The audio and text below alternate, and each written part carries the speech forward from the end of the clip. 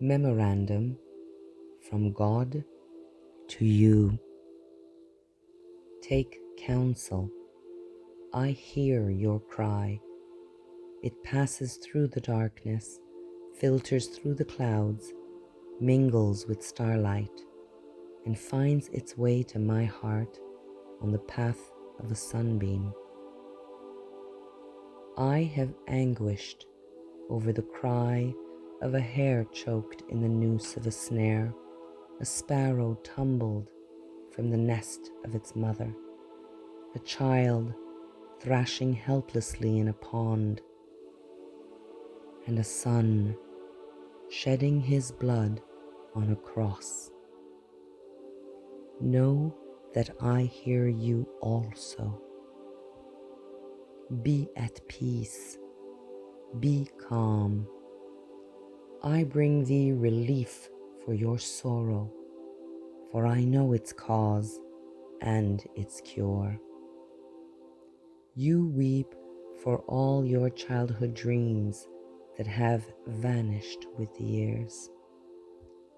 You weep for all your self-esteem that has been corrupted by failure. You weep for all your potential that has been bartered for security. You weep for all your talent that has been wasted through misuse. You look upon yourself with disgrace, and you turn in terror from the image you see in the pool. Who is this mockery of humanity, staring back at you with bloodless eyes of shame? Where is the grace of your manner, the beauty of your figure, the quickness of your movement, the clarity of your mind, the brilliance of your tongue? Who stole your goods? Is the thief's identity known to you as it is to me? Once you placed your head in a pillow of grass in your father's field and looked up at a cathedral of clouds, and you knew that all the gold of Babylon would be yours in time. Once you read from many books and wrote on many tablets, convinced beyond any doubt that all the wisdom of Solomon would be equaled and surpassed by you. And the seasons would flow into years until, lo, you would reign supreme in your own Garden of Eden. Dost thou remember who implanted those plans and dreams and seeds of hope within you? You cannot. You have no memory of that moment when first you emerged from your mother's womb, and I placed my hand on your soft brow, and the secret I whispered in your small ear when I bestowed my blessings upon you. Remember our secret? You cannot. The passing years have destroyed your recollection, for they have filled your mind with fear and doubt and anxiety and remorse and hate, and there is no room for joyful memories where these beasts habitate. Weep no more. I am with you, and this moment is the dividing line of your life. All that has gone before is like unto no more than that time you slept within your mother's womb. What is past is dead.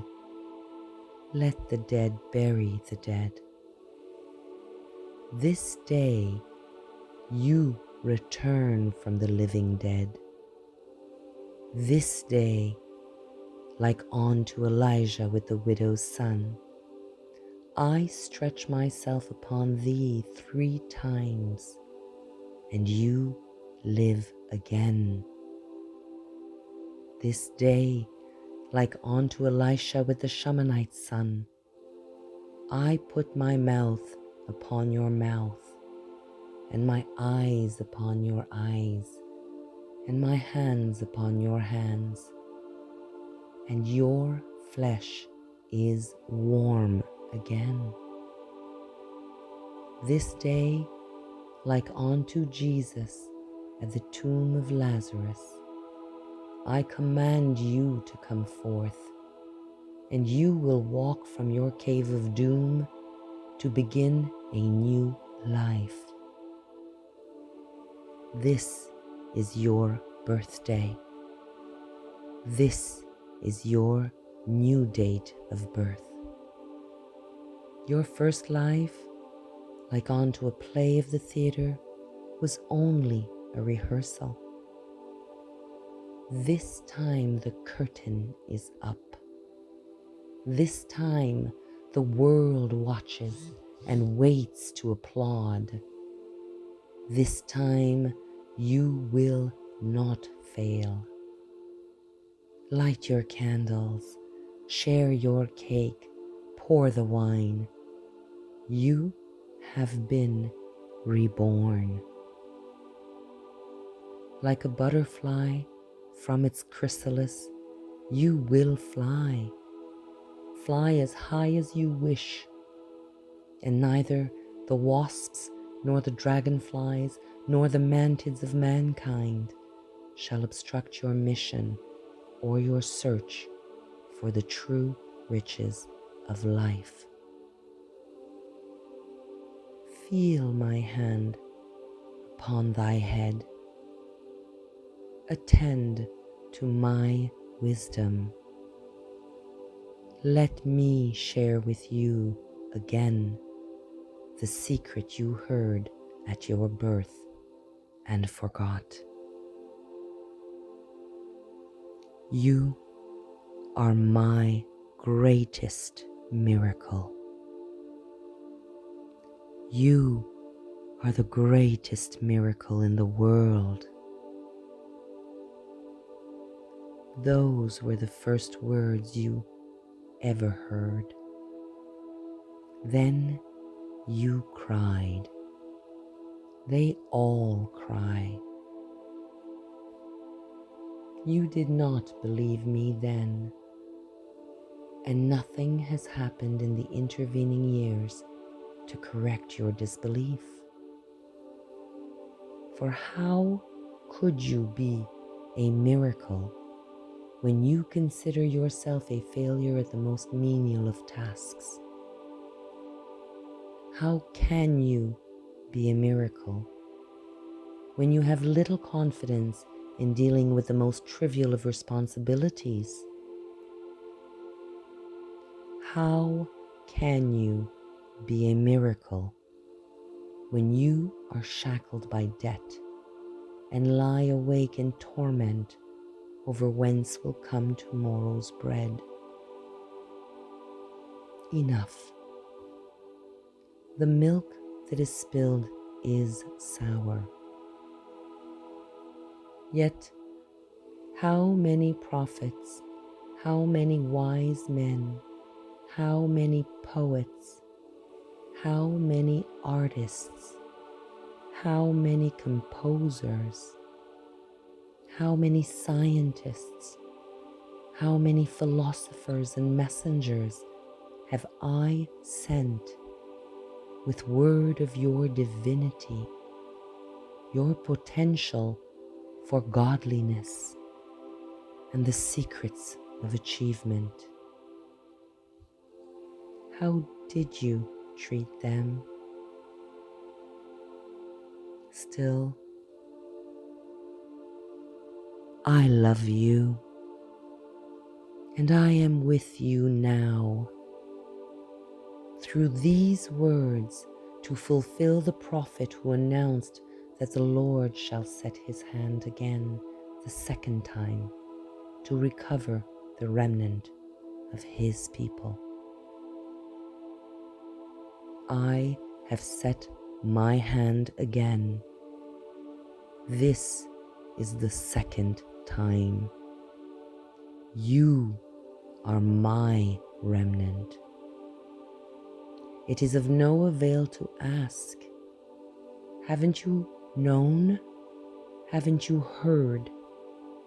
Hasn't it been told to you from the beginning? Haven't you understood from the foundations of the earth? You have not known. You have not heard. You have not understood. You have been told that you are a divinity in disguise, a god playing a fool.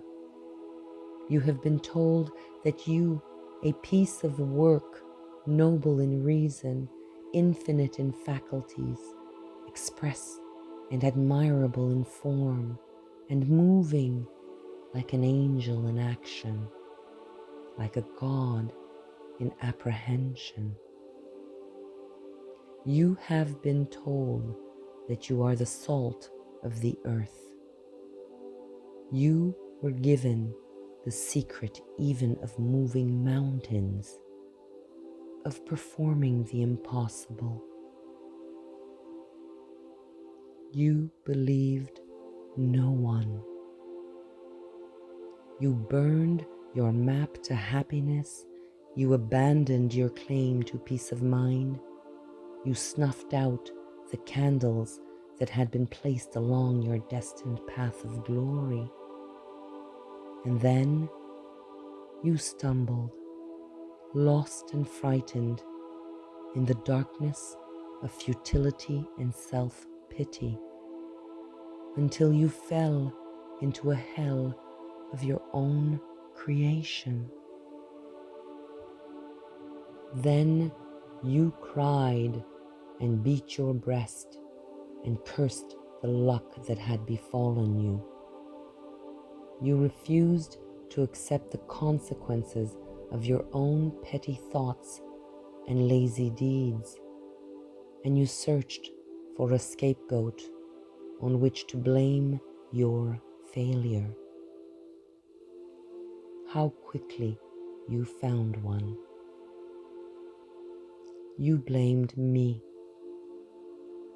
You cried that your handicaps, your mediocrity, your lack of opportunity, your failures were the will of God. You were wrong. Let us take inventory. Let us first call a roll of your handicaps. For how can I ask you to build a new life, lest you have the tools? Are you blind? Does the sun rise and fall without your witness? No.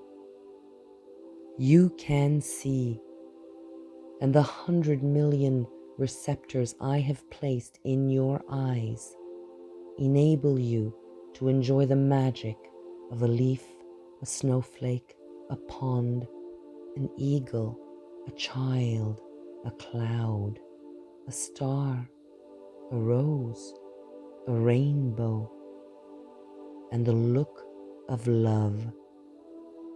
Count one blessing. Are you deaf? Can a baby laugh or cry without your attention? No. You can hear, and the 24,000 fibers I have built in each of your ears vibrate to the wind in the trees, to the tides on the rock, the majesty of an opera, a robin's plea, a children at play, and the words, I love you. Count another blessing. Are you mute? Do your lips move and bring forth only spittle? No, you can speak, as can no other of my creatures, and your words can calm the angry, uplift the despondent, goad the quitter, cheer the unhappy, warm the lonely, praise the worthy, encourage the defeated, teach the ignorant, and say, I love you. Count another blessing. Are you paralyzed? Does your helpless form despoil the land? No, you can move. You are not a tree condemned to a small plot while the wind and the world abuses you. You can stretch and run and dance and work, for within you I have designed 500 muscles, 200 bones, and 7 miles of nerve fiber, all synchronized by me to do your bidding. Count another blessing. Are you unloved and unloving? Does loneliness engulf you night and day? No, no more. For now you know love's secret, that to receive love it must be given with no thought of its return. To love for fulfillment, satisfaction, or pride is no love. Love is a gift on which no return is demanded. Now you know that love, unselfishly, is its own reward. And even should love not be returned, it is not lost. For love not reciprocated will flow back to you and soften the pure and purify your heart. Count another blessing. Count twice. Is your heart stricken? Does it leak or strain to maintain your life? No. Your heart is strong. Touch your chest and feel its rhythm pulsating, hour after hour, day and night, 36 million beats each year, year after year, asleep or awake, pumping your blood through more than 60,000 miles of veins, arteries, and tubing, pumping more than 600,000 gallons each year. Man has never created such a machine. Count another blessing. Are you diseased of skin? Do people turn in horror when you approach? No, your skin is clear and a marvel of creation, needing only that you tend it with soap and oil and brush and care. In time, all steel will tarnish and rust, but not your skin. Eventually, the strongest of metals will wear with use, but not that layer that I have constructed around you. Constantly, it renews itself, old cells replaced by new, just as the old you is now replaced by the new. Count another blessing. Are your lungs befouled? Does your breath of life struggle to enter your body? No.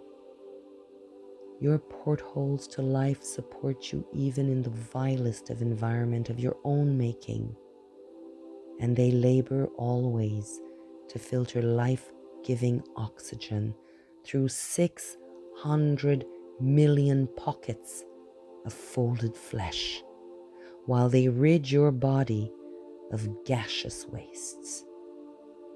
Count another blessing. Is your blood poisoned? Is it diluted with water and pus? No. Within your 5 quarts of blood are 22 trillion blood cells, and within each cell are millions of molecules, and within each molecule is an atom, oscillating at more than 10 million times each second. Each second, 2 million of your blood cells die to be replaced by 2 million more in a resurrection that has continued since your first birth. As it has always been inside, so now it is on your outside. Count another blessing. Are you feeble of mind? Can you no longer think for yourself? No. Your brain is the most complex structure in the universe. I know. Within its 3 pounds are 13 billion nerve cells, more than 3 times as many cells as there are people on your earth. To help you file away every perception, every sound, every taste, every smell, every action you have experienced since the day of your birth, I have implanted within your cells more than 1,000 billion protein molecules. Every incident in your life is there, waiting only your recall. And to assist your brain in the control of your body, I have dispersed throughout your form 4 million pain-sensitive structures, 500,000 touch detectors, and more than 200,000 temperature detectors. No nation's gold is better protected than you. None of your ancient wonders are greater than you. You are my finest creation. Within you is enough atomic energy to destroy any of the world's great cities and rebuild it. Are you poor? Is there no gold or silver in your purse? No. You are rich. Together, we have just counted your wealth. Study the list. Count them again. Tally your assets. Why have you betrayed yourself? Why have you cried that all the blessings of humanity were removed from you? Why did you deceive yourself that you were powerless to change your life? Are you without talent, senses, abilities, pleasures, instincts, sensations, and pride? Are you without hope? Why do you cringe in the shadows, a giant defeated, waiting only sympathetic transport into the welcome void and dampness of hell? You have so much. Your blessings overflow your cup. and you have been unmindful of them, like a child spoiled in luxury, since I have bestowed them upon you with generosity and regularity. Answer me. Answer yourself. What rich man, old and sick, feeble and helpless, would not exchange all the gold in his vault for the blessings you have treated so lightly? Know then the first secret to happiness and success, that you possess even now every blessing necessary to achieve great glory. They are your treasure, your tools with which to build, starting today, the foundation for a new and better life. Therefore, I say unto you, count your blessings and know that you already are my greatest creation. This is the first law you must obey in order to perform the greatest miracle in the world, the return of your humanity from living death. And be grateful for your lessons learned in poverty, for he is not poor who has little, only he that desires much. And true security lies not in the things one has, but in the things one can do without. Where are the handicaps that produced your failure? They existed only in your mind. Count your blessings. And the second law is like unto the first. Proclaim your rarity. You had condemned yourself to a potter's field, and there you lay, unable to forgive your own failure, destroying yourself with self-hate, self-incrimination, and revulsion at your crimes against yourself and others.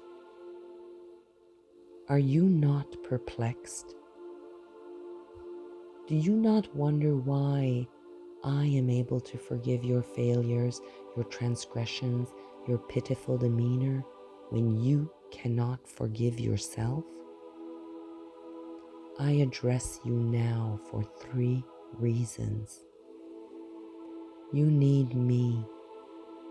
You are not one of a herd heading for destruction in a grey mass of mediocrity. And you are a great rarity. Consider a painting by Rembrandt, or a bronze by Degas, or a violin by Stradivarius, or a play by Shakespeare. They have great value for 2 reasons. Their creators were masters, and they are few in number. Yet there are more than one of each of these. On that reasoning, you are the most valuable treasure on the face of the earth, for you know who created you, and there is only one of you. Never in all the 70 billion humans who have walked this planet since the beginning of time has there been anyone exactly like you. Never until the end of time will there be another such as you. You have shown no knowledge or appreciation of your uniqueness, yet you are the rarest thing in the world. From your Father, in his moment of supreme love, flowed countless seeds of love, more than 400 million in number.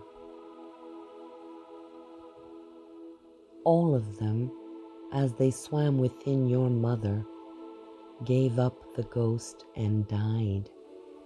All except one. You.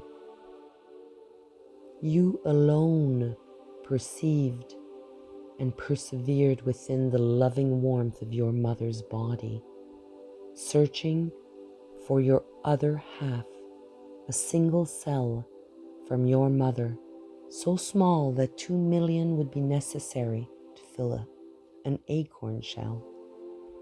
Yet, despite impossible odds in that vast ocean of darkness and disaster, you persevered, found that infinitesimal cell, joined with it, and began a new life, your life. You arrived bringing with you, as does every child, the message that I was not yet discouraged of man. 2 cells now united in a miracle. 2 cells containing 23 chromosomes, and within each chromosome, hundreds of genes which would govern every characteristic about you, from the color of your eyes to the charm of your manner to the size of your brain. With all the combinations at my command, beginning with that single sperm from your father's 400 million, through the hundreds of genes in each of the chromosomes from your mother and father, I could have created 300,000 billion humans, each different from the other. But who did I bring forth? You, one of a kind, rarest of the rare, a priceless treasure, possessed only of qualities in mind and speech and movement and appearance and action as no other who has ever lived, lives, or shall live. Why have you valued yourself in pennies when you are worth a king's ransom? Why did you listen to those who demeaned you? And far worse, why did you believe them? Take counsel. No longer hide your rarity in the dark. Bring it forth. Show the world. Strive not to walk as your brother walks, nor talk as your leaders talk, nor labor as do the mediocre. Never do as another. Never imitate. For how do you know that you may not imitate evil? And he who imitates evil always goes beyond the example set, while he who imitates what is good always falls short. Imitate no one. Be yourself. Show your rarity to the world, and they will shower you with gold. This then is the second law. Proclaim your rarity. And now you have received 2 laws. Count your blessings. Proclaim your rarity. You have no handicaps. You are not mediocre. You nod, you force a smile, you admit your self-deception. What of your next complaint? Opportunity never seeks thee? Take counsel and it shall come to pass, for now I give you the law of success in every venture. Many centuries ago, this law was given to your forefathers from a mountain top. Some heeded the law, and lo, their lives were filled with the fruit of happiness, accomplishment, gold, and peace of mind. Most listened not, for they sought magic means, devious routes, or waited for the devil called luck to deliver to them the riches of life. They waited in vain, just as you waited, and then they wept, blaming their lack of fortune. The law is simple. Young or old, pauper or king, white or black, male or female, all can use the secret to their advantage. For all the rules and speeches and scriptures of success and how to attain it, only one method has never failed. Whomsoever shall compel ye to go with him 1 mile, go with him 2. This then is the third law, the secret that will produce riches and acclaim beyond your dreams. Go another mile. The only certain means of success is to render more and better service than is expected of you, no matter what your task may be. This is a habit followed by all successful people since the beginning of time. Therefore, I saith, the surest way to doom yourself to mediocrity is to perform only the work for which you are paid. Think not ye are being cheated if you deliver more than the silver you received. For there is a pendulum to all life, and the sweat you deliver, if not rewarded today, will swing back tomorrow tenfold. The mediocre never goes another mile, for why should he cheat himself, he thinks. But you are not mediocre. To go another mile is a privilege you must appropriate by your own initiative. You cannot, you must not avoid it. Neglect it, do only as little as the others, and the responsibility of your failure is yours alone. You can no more render service without receiving just compensation than you can withhold the rendering of it without suffering the loss of reward. Cause and effect, means and end, seed and fruit. These cannot be separated. The effect already blooms in the cause. The end pre-exists in the means, and the fruit is always in the seed. Go another mile. Concern yourself not should you serve an ungrateful master. Serve him more, and instead of him, let it be me who is in your debt, for then you will know that every minute, every stroke of extra service will be repaid. And worry not, should your reward not come soon, for the longer payment is withheld, the better for you. The compound interest on compound interest is this law's greatest benefit.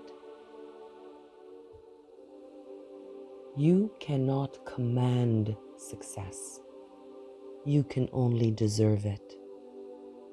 And now you know the great secret necessary in order to merit its rare reward. Go another mile. Where is this field whence you cried there was no opportunity? Look around thee. See where only yesterday you wallowed on the refuse of self-pity. You now walk tall on a carpet of gold. Nothing has changed except you, but you are everything. You are my greatest miracle. You are the greatest miracle in the world. And now the laws of happiness and success are three. Count your blessings. Proclaim your rarity.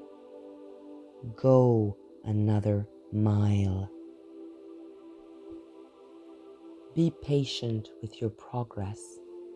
To count your blessings with gratitude, to proclaim your rarity with pride, to go an extra mile and then another, these acts are not accomplished in the blinking of an eye. Yet that which you acquire with most difficulty, you retain the longest, as those who have earned a fortune are more careful of it than those by whom it was inherited. And fear not as you enter your new life. Every noble acquisition is attended with its risks. He who fears to encounter the one must not expect to obtain the other. Now you know you are a miracle, and there is no fear in a miracle. Be proud. You are not the momentary whim of a careless creator experimenting in the laboratory of life. You are not a slave of forces that you cannot comprehend.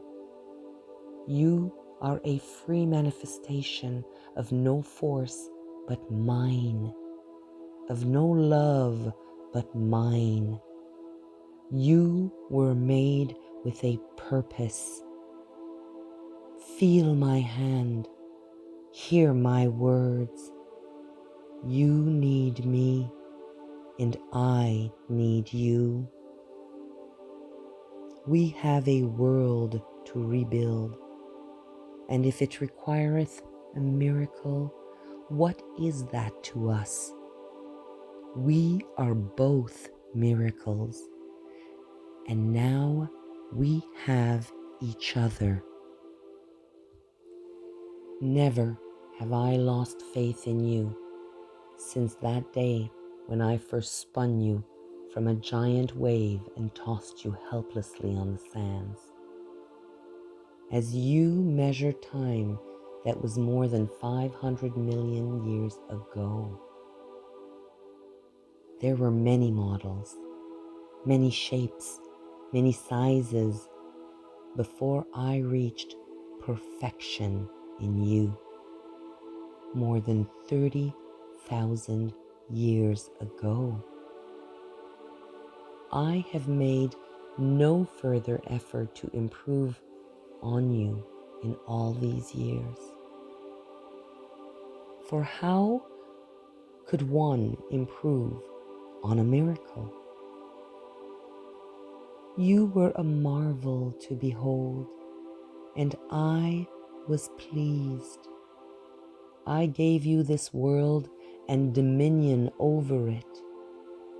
Then, to enable you to reach your full potential, I placed my hand upon you once more and endowed you with powers unknown to any other creature in the universe, even onto this day. I gave you the power to think. I gave you the power to love. I gave you the power to will. I gave you the power to laugh. I gave you the power to imagine. I gave you the power to create. I gave you the power to plan. I gave you the power to speak. I gave you the power to pray. I gave you the power to heal. My pride in you knew no bounds.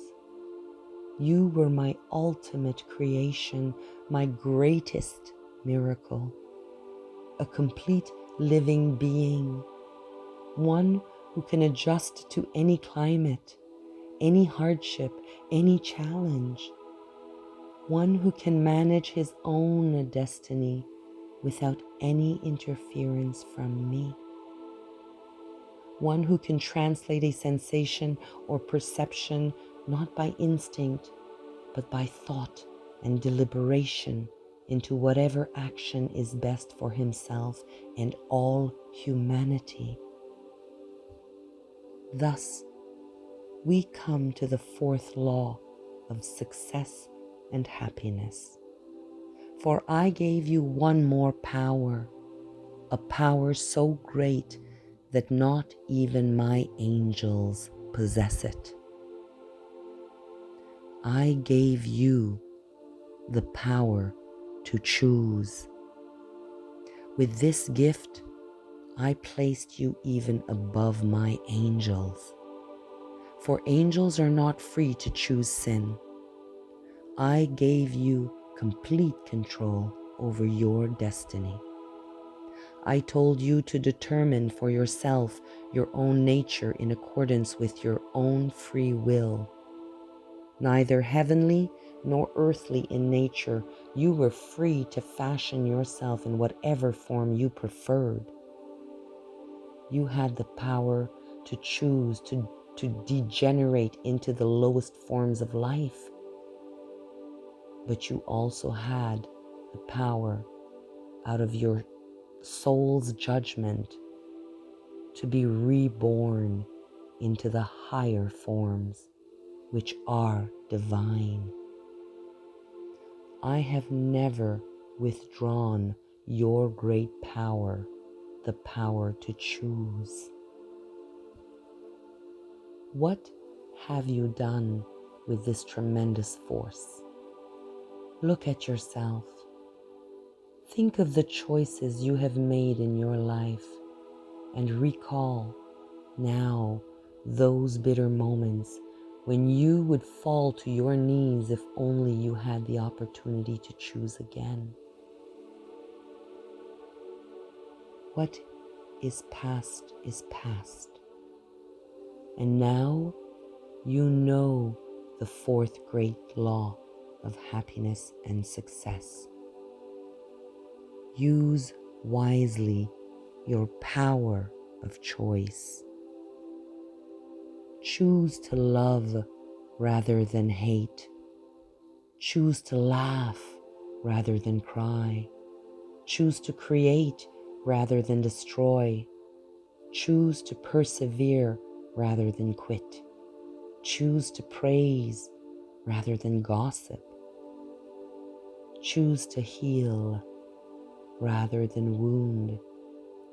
Choose to give rather than steal. Choose to act rather than procrastinate. Choose to grow rather than not. Choose to pray rather than curse. Choose to live rather than die.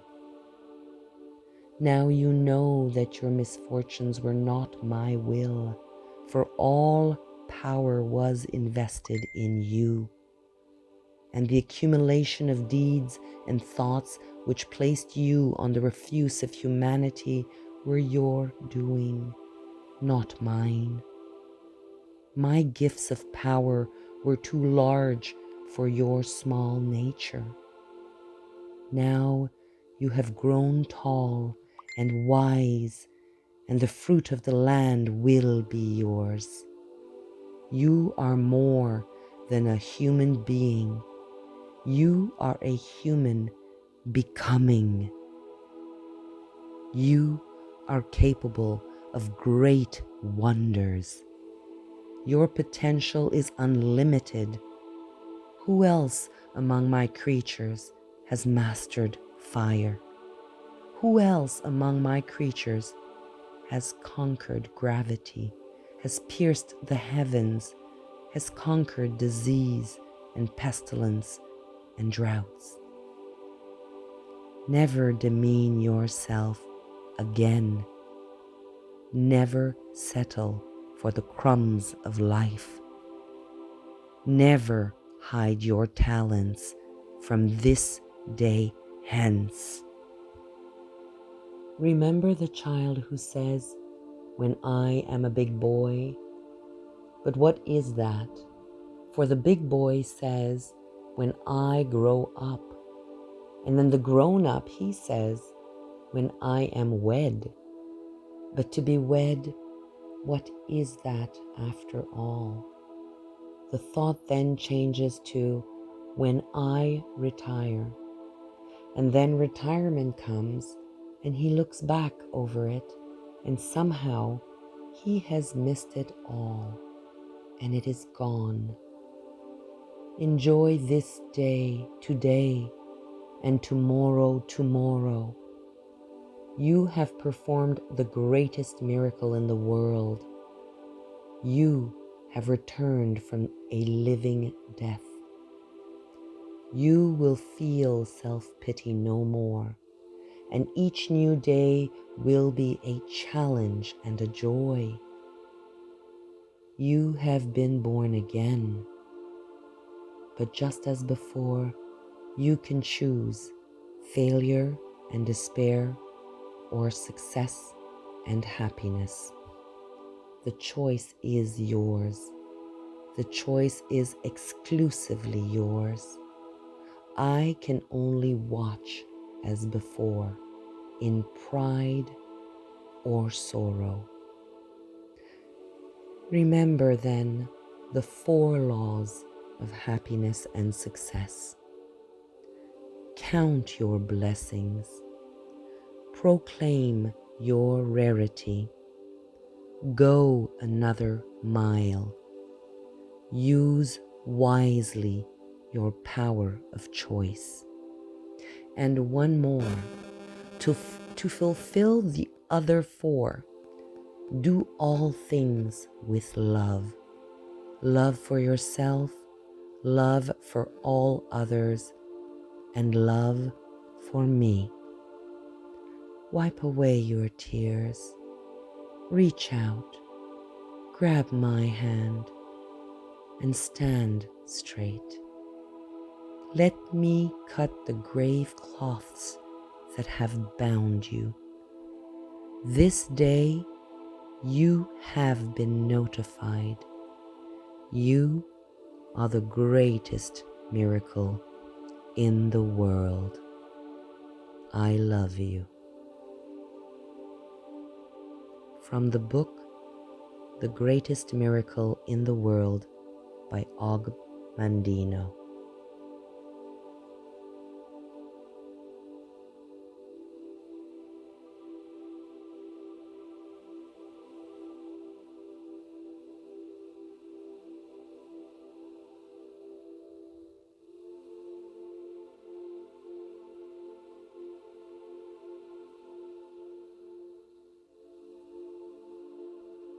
Memorandum from God to you.